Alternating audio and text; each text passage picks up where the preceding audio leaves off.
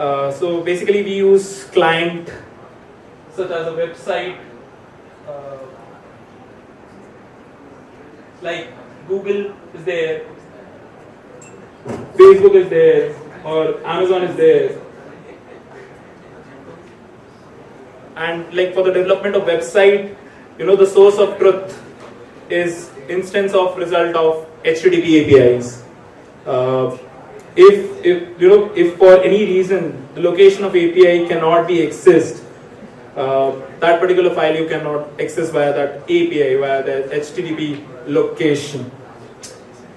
So in the Web 2 world with HTTP, we have something called as location-based addressing.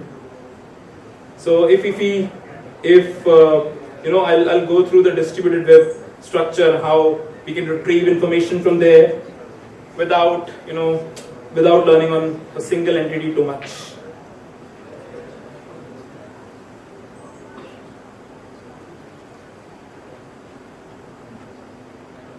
So in the client server model, generally, if you want some data, you must know where it is, location. That's why it's location-based addressing. If you want some image, you generally need the full URL to that image to retrieve and share that. If that image is no longer available on that server, like let's say if you're storing your image in AWS and it's available on a HTTP website or something like that. So with that website, with that location where that particular image is, you'll be able to access it. But let's say that website has changed that image and you will get something else. What you're looking for, it's completely different. So this principle is basically location-based addressing, which complete World Wide Web is following right now. But we at Protocol Labs believe at next generation of internet, and we are doing it via IPFS. I'll come to that later. So, by this point you might have wondering, like, without addressing, like by location, how will you even find your data? So we get to that, there are multiple things, like client server model is just a failure in this particular thing, that you are having just location based addressing.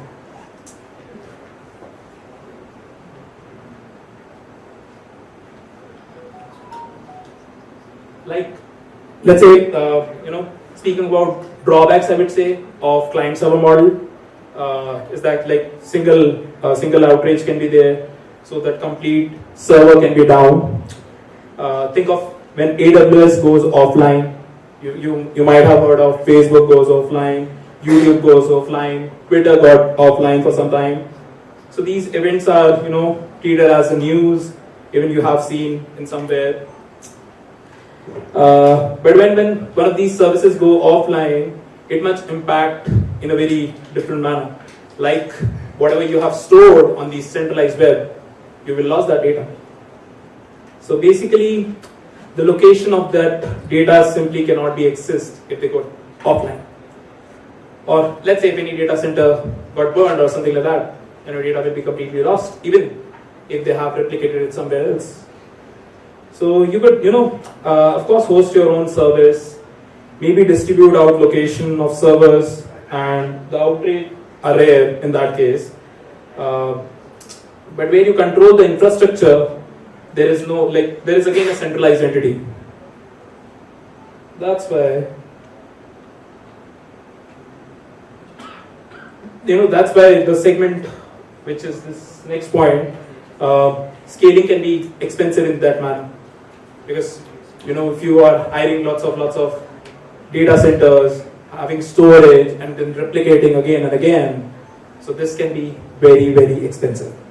So whenever you host your own infrastructure, or pay someone to host it on your behalf, let's say you are paying someone to scale it, run it efficiently, and then there are more use cases you have, like generating CPU, RAM, bandwidth expenses, and other stuff.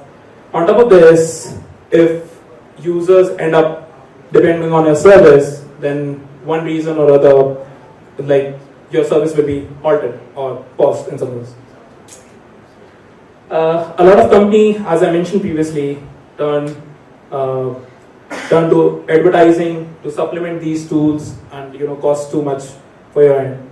Like you might have heard of AWS S3 bucket or something is getting a free at the beginning, but it will outreach for you $15,000 or something like that at the end of year or something. So I mean, in the beginning they are giving you free, but ultimately it's charging a lot.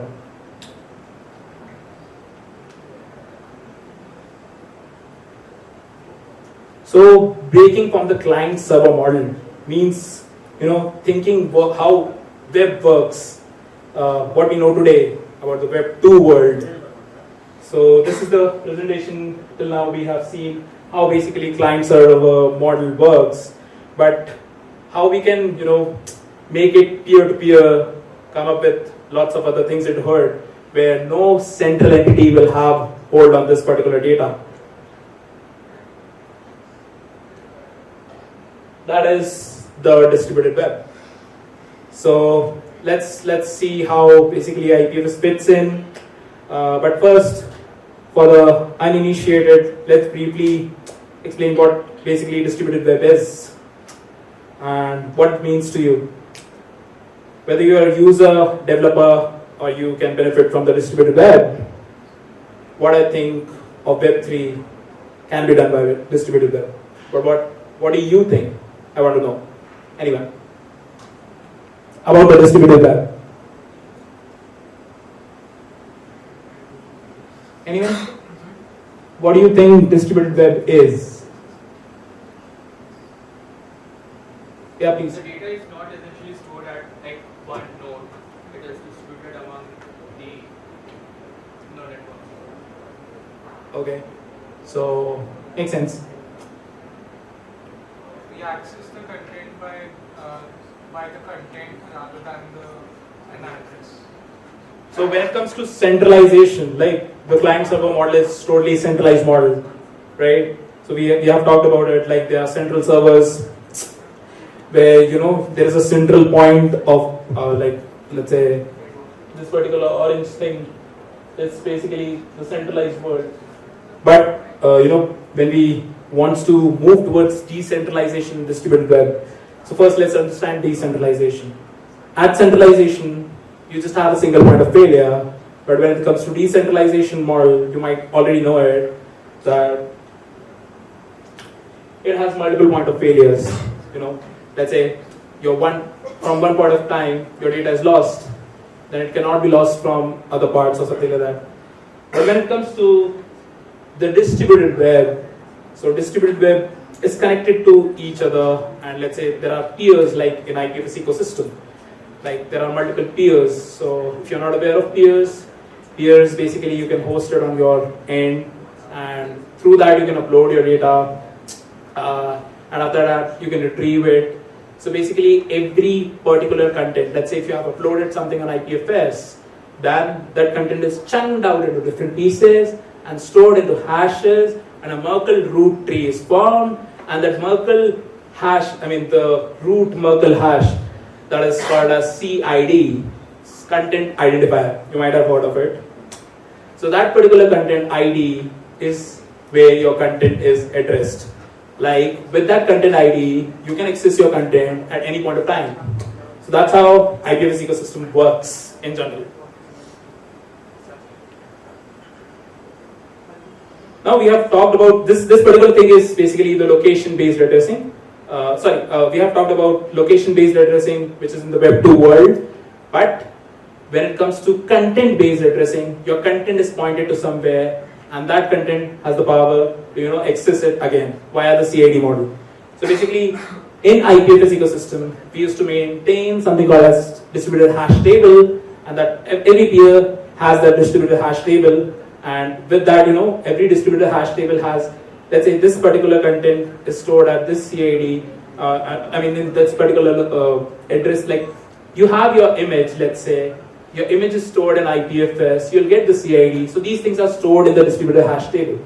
And similarly, something called as gossip protocol works here. So basically, our general gossiping, which we used to say our Indian women used to do, sorry for that. But let's say, in general, IPFS is doing the same thing. Basically, every other peer is gossiping with other, hey, what content you have? Can you give me that? So basically their distributed hash table used to maintain further and further and further. And if they want to access it, we used to say, let's say if you're on Mars, and if you want to get your file from Earth, it will take 1 hour to get it. But let's say if you're using IPFS, which we recently done it via agency. So Lockheed Martin Space has set up an IPFS node in space. So basically, let's say if you want to access your file in Lockheed Martin Space Agency in space, so what you can do, you can just retrieve your get your file from Earth for one time, and further you can access internally from Lockheed Martin Space itself, and it will take hardly a few seconds, not seconds, like microseconds or something. Now, this picture, like you see, is the antinomy of B1C ID, content identification. So basically, it's represented in binary form. Let's break it down in the really quick manner. So on the far left, which is not pictured here, you would see the multi-base prefix. So this is basically omitted here because when we are working with binary, there actually isn't a multi-base prefix. You can say that that saves the byte. So what is a multi-base prefix? You can save the byte there. Then when it comes to how it allows to store that encoding data and create that CID, I know it's heavy, but yeah. Then further, like something called as IPLD, interplanetary linked data, which supports many other things. I'll talk about that in the end. So basically, there are multiple versions here. You can see the multi-code is there, multi-hash algorithm, simple hash, multi-hash length, multi-hash algorithm. These all comes under multi-format. So let's say if you want to define how your CID should look like, you should check out multi-formats. That itself is a different protocol now because IPFS has split it down into multiple pieces. One itself is IPFS. Second is IPLD, interplanetary linked data. Second, then LibDB, the networking layer of IPFS, that is even separated out from IPFS. So these are working differently now. Now, like as we went over and represent the CID, you might have to verify it somewhere. So you don't have to trust who is sending it to you. So as a simple example, like if you run a hash function, that's a one-way function. So with the particular image or something like that, data, you'll get a CID, and that cannot be retrieved via that CID. Like you cannot, that's a one-way function, so you will not be able to retrieve your image back. But that will be, in IPFS ecosystem, it's peer-to-peer. So you just have to go to that peer and just retrieve it from there. And it works very simply. Now, you might have heard of, like I've already told you, the DHT part, the distributed hash table. So that's how it works in the simpler manner for the local peers as well.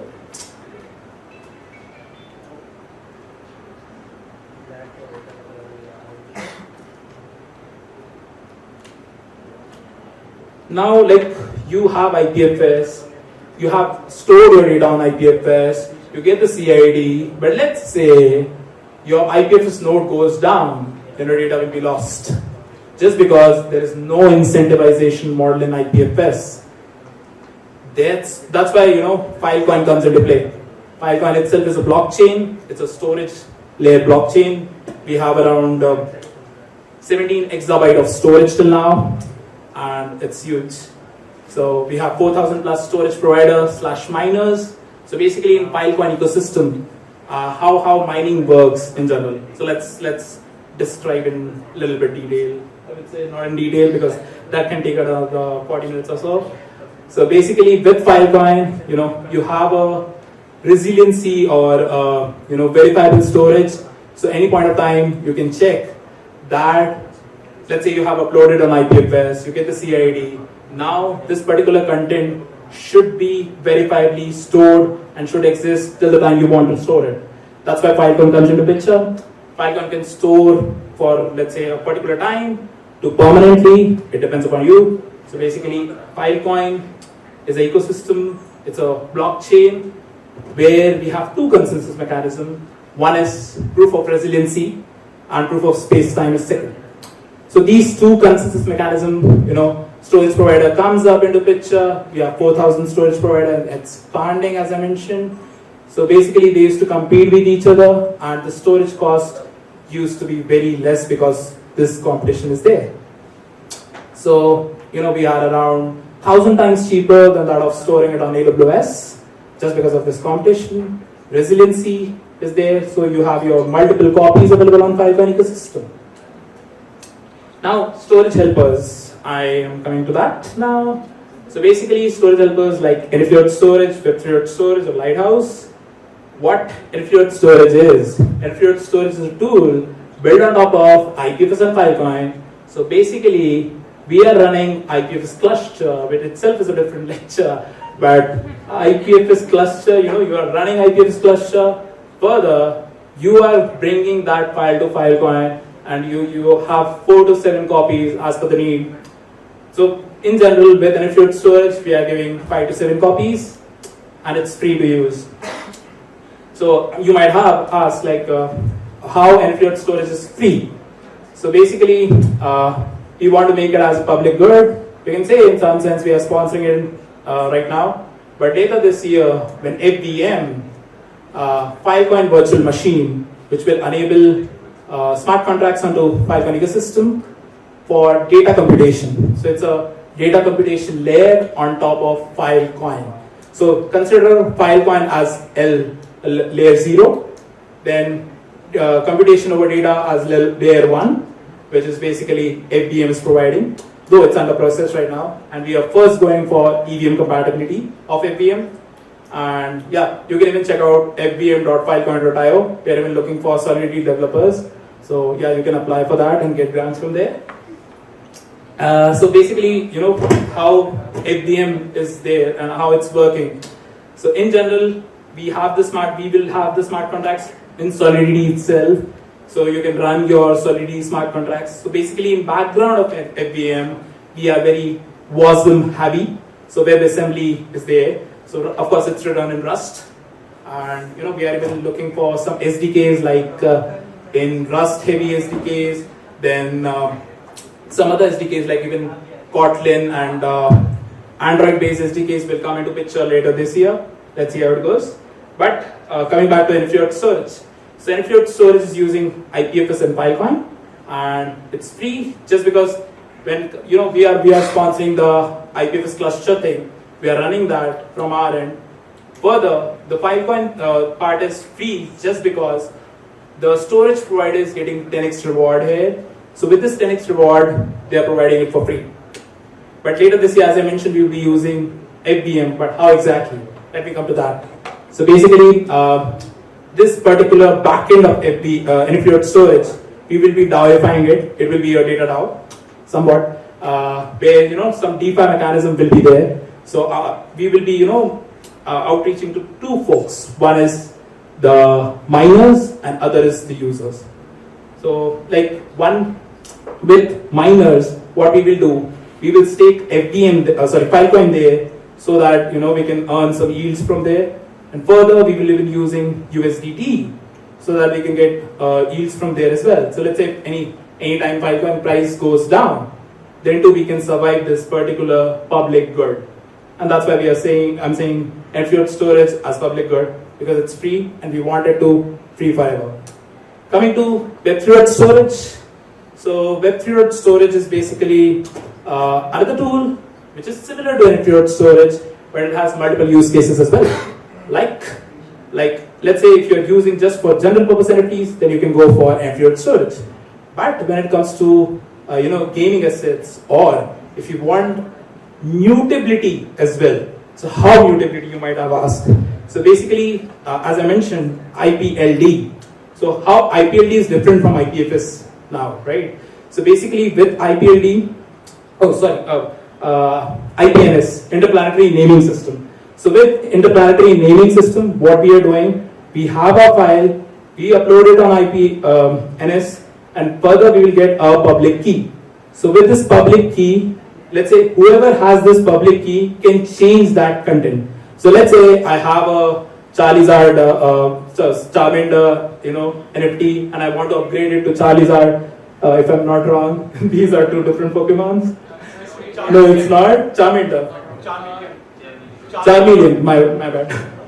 So yeah, that's just an example. So yeah, please. But you said public key. Do you mean public key or private key? Public key. That's correct. Whoever has the public key is able to. Yes. So whoever will have access to that public key. That's a two different thing. If someone have public key and someone have access to that public key, these two are different things. Hope that you got it. Like. What I believe is that public key is accessible to public. Yeah. So in that. I mean, there are other things as well into it. That's just a 2-day back service. Even I haven't used it. So I'm just recommending. Like Web3.storage has a particular library called Web3 name. So with Web3 name, we are using IPNS there. So whenever IPNS is there, so you upload your data, you get a public key. Cool. With that public key, only the one who have access to that public key. Accessing that public key and visible link of that public keys are two different things. Okay, like it's a kind of account. Got it? So, in the similar manner, like as I mentioned, like you can upgrade or mutable or NFT. So let's say if you want to use that Web3 name plus NFT storage, then you can go for the upgradability or mutability of NFTs. So for immutability, IPFS is there. But if you want to go for immutability of NFTs or any other assets in general, you can go for Web3 name. That's a library present in Web3.storage. Let me repeat it. Then comes Lighthouse.storage. That's another storage solution which is built on top of Filecoin, though that's not built by us. But yeah, Nandit, he's an Indian founder. He's building very great protocol. So basically how Lighthouse will work, it's a kind of permanent solution on top of Filecoin, but not exactly permanent. So basically even he will be staking whatever coins he will be getting in the hood, and further that yield will stored into that ecosystem for making this live for permanently. So yeah, it's a different protocol in general. So like we have broken the free from location based addressing thing. Now we have moved to content based addressing. So we have the transparency, like it means that now you have transparency. The network can find new routes around the problem and stuff like that. So yeah, I mean in general with these CIDs you'll have resilience. No one can forge your data. And further with Filecoin, you can have in general a redundancy layer. So basically when it comes to NFT storage, we are pushing it as an insurance policy for NFTs. Even let's say if you don't want to use NFT storage, what you can do for making your NFTs up. Like let's say considering myself, like I have some NFT. So let's say I want that NFT to be live forever. Let's say if by chance that particular NFT collection is not using any pinning service or something like that, then my NFT, let's say at that particular where that NFT's metadata is stored, that node even goes down, then my NFT will be lost. That's why maybe I can run my own private IPFS node, even Brave browser. The Brave browser is itself is a IPFS node, so you can run it there itself and make your NFT live forever. Yeah, I think that's it from my side, and Filecoin comes into there and you get the bandwidth of resiliency. So if you want to join our ecosystem, you can, if you want to start with IPFS, if you don't know about it, you can go to blogs of IPFS, newsletters of IPFS, join the IPFS Twitter, even Reddit, even I think Stack Overflow with IPFS Stack you can mention there. Further, for Filecoin ecosystem, what you can do, you can join our Filecoin Slack, or our Filecoin Slack and IPFS Discord is almost connected. You can join either of them. So like Filecoin Slack is at filecoin.io/Slack, so you can join it right now if you want. The learn part is basically our getting starting page. So you can go to tinyurl.com/learn-ipfs-5, and my Twitter is also there. So if you can follow if you want to. So yeah, that's it.